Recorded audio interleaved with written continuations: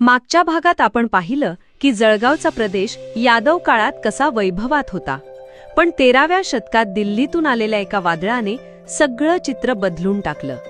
1295 साली दिल्लीचा सुलतान अल्लाउद्दीन खिलजी दख्खनमध्ये घुसला आणि खानदेशवर पहिल्यांदाच मुस्लिम सत्तेचा प्रभाव पडला.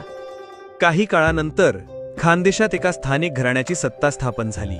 तब्बल 200 वर्ष म्हणजे 1370 ते 1600 पर्यंत येथे फारुकी खानांनी राज्य केलं.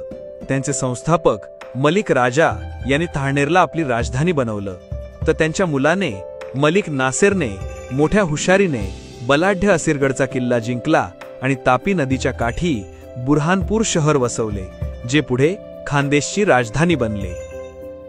पण हे स्वातंत्र्य फार काळ टिकलं नाही.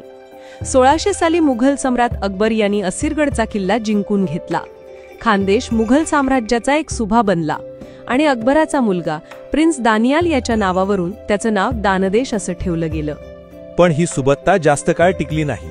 1630च्या दशकात आलेला भयंकर दुष्काळ आणि दुसरीकडे एका नव्या शक्तीचा उदय, मराठे.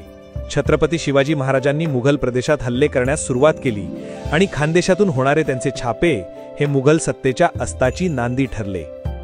शिवाजी महाराजांच्या या धाडसी छाप्यांनी मुघल सत्तेला हादरा दिला. यानंतर खानदेशावर मराठ्यांची सत्ता कशी प्रस्थापित झाली आणि या प्रदेशाच्या इतिहासाने कोणते नवे वळण घेतले, जाणून घेण्यासाठी बघा आमचा पुढचा भाग.